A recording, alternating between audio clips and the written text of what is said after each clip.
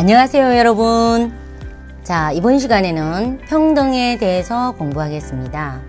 자, 평등이란 말을 들으면 왠지 가슴이 두근거릴 수도 있죠.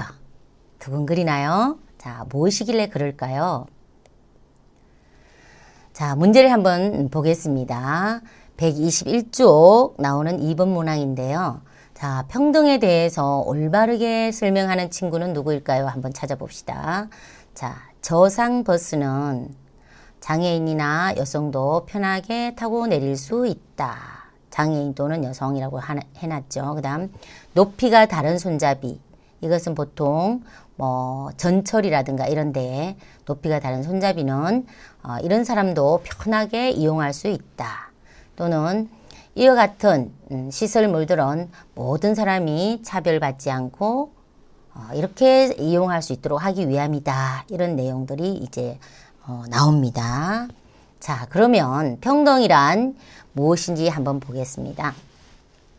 자, 평등 말 그대로 모든 사람이 차별받지 않고 또 같은 대우를 받는 것이다. 이렇게 말하고 있습니다. 자, 그렇다면 여러분들 모국어로는 어떻게 표기되는지 한번 살펴볼게요.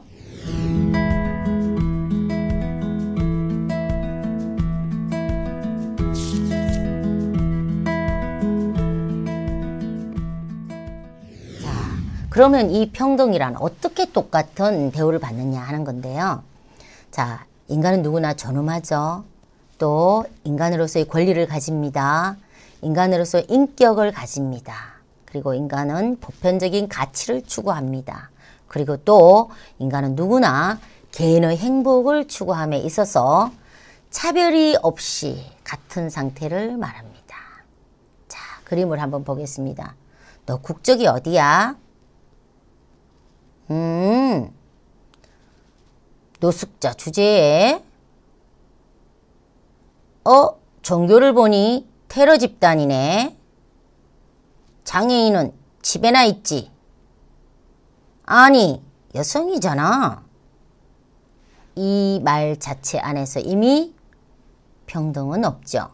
지금 어떤 이유로 아주 배제당하고 있습니다. 그런데 이렇게 국적이 다르고 또 빈곤에서 노숙자가 됐거나 여성이거나 장애인이거나 어떤 종교를 가졌던 간에 다르다는 이유로 차별을 하는 것은 평등에 반하는 일입니다. 그렇다면 자, 다르다는 이유로 차별받지 아니하고 인간으로서 동등하게 평등할 권리, 어떤 여성이든 피부색이 어떻든 장애를 가졌든 안 가졌든 어떤 장애를 가졌건 국적이 어디건 우리는 모두 인간으로서 평등하다 하는 내용은 도대체 어떤 거냐 하는 겁니다.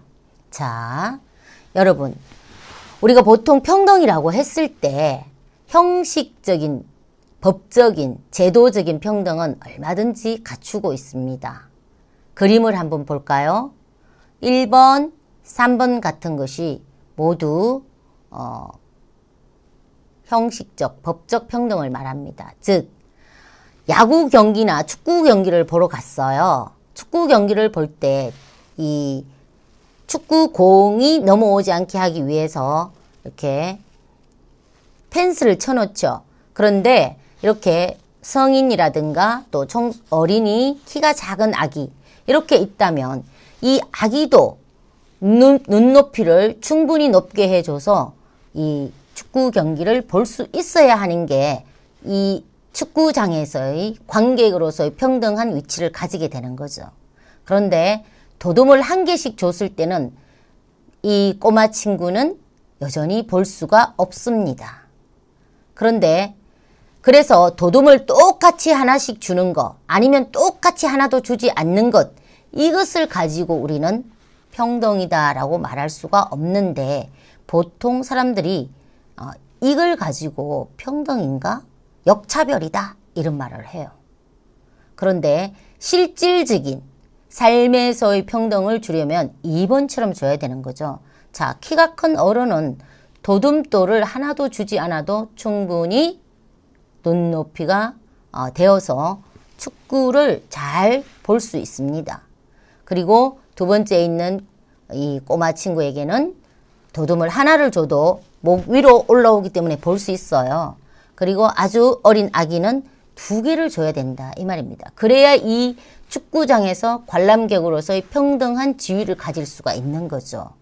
이렇게 진정한 의미에서의 평등은 2번처럼 해주는 거예요. 조건을 갖게 해주는 거예요. 예를 들어서 어떤 장애를 가지고 있다 그러면 그 장애가 이 장애를 가진 사람이 그 장애 때문에 진입을 못하는 곳은 없도록 우리 사회가 만들어주는 것. 이것이 진정한 의미에서의 평등이다. 그리고 질 높은 사회로 진입할 수 있는 평등이다. 이렇게 말할 수가 있습니다. 자, 여러분. 평등에 대해서 올바르게 설명한 친구에게 동그라미를 한번 해보자 라고 했는데요. 자, 저상버스. 이 저상버스는 굉장히 계단이 낮은 계단이 되어 있는 걸 말합니다. 저상버스는 장애인도 편하게 타고 내릴 수 있게 또는 이렇게 휠체어도 밀고 올라갈 수 있게끔 계단식이 아니라 이렇게 비스듬한 이런 길로 만들어 놓은 그런 것들을 이렇게 말할 수가 있습니다. 이때 이 저상버스를 아주 편하게 탈 수 있는 사람은 장애인뿐만이 아니죠. 연세 드신 어르신이나 어린이나 이런 장애인을 위한 어떤 장치나 시스템은 일반인도 굉장히 편리함을 누릴 수 있습니다. 그 다음에 그 전철 같은 거 탔을 때 여러분 보셨나요? 키가 높기도 한 그 손잡이도 있고 또 저 높이 달린 손잡이도 있습니다. 이것은 모두 똑같이 해놓는 시대를 거쳐서 사람들이 문제 제기를 했겠죠. 키 작은 사람은 잡을 수가 없다. 그래서 길게 손잡이를 내려서 키가 작은 사람도 편하게 탈 수 있도록 이렇게 개선이 된 겁니다. 또 이와 같이 시설물을 어떻게 잘 수정 보완하는 것은 모든 사람이 차별받지 않고 아주 평등하게 이용할 수 있게 하기 위해서입니다. 즉 우리 사회 구성원 중에서 어떤 시설물을 이용할 때 어려움을 겪는 사람의 눈높이에서 그걸 맞춰준다면 다른 사람들도 훨씬 편하게 할 수 있다 하는 이야기입니다. 그것이 바로 평등하게 가는 대에 보완해주는 원래 사람은 키가 작은 사람도 있고 큰 사람도 있잖아요. 그러나 작은 사람을 배려해서 손잡이가 길게 내려올 수 있는 그런 이용물을 할 수 있는 어린이도 이용할 수 있고 키 작은 사람뿐만 아니라 이렇게 많은 사람들에게 혜택을 줄 수 있다 하는 겁니다. 자, 이것을 보면 우리가 이제 저상버스는 이게 장애인도 편하게 타고 내릴 수 있겠죠. 또 높이가 다른 손잡이가 있는 그런 높이가 다른 손잡이는 키가 작은 사람도 탈 수 있습니다. 쉽게 잡을 수가 있습니다. 그리고 이와 같은 시설물은 모든 사람이 차별받지 않고 평등하게 이용할 수 있도록 하고 있기 때문에 이런 어떤 시설의 개선, 시스템의 개선 이런 것들은 우리가 보고 감수성 있는 사람들이 요구할 수 있어야 좀 더 평등사회로 나아갈 수 있다. 이렇게 말할 수 있겠습니다. 자, 정답 확인합니다. 그렇죠. 자, 여러분. 어떻게 하면 좀 더 평등한 대우가 될 것인가, 평등하게 우리가 살 것인가 하는 것들은 사실 태어나면서부터 여러 가지 조건들이 다릅니다. 이 다른 사람 중에서 가장 약자의 입장에서 이 사람도 할 수 있도록 해주는 것이 진정한 의미에서의 평등이다. 이렇게 보면 되겠습니다. 자, 여러분 오늘 평등이라는 매우 의미 있고 또 생각해 볼 만한 문제에 대해서 공부했습니다. 자, 한 번 더 생각하는 시간 갖기 바라며 오늘 이만 마칩니다. 여러분, 안녕!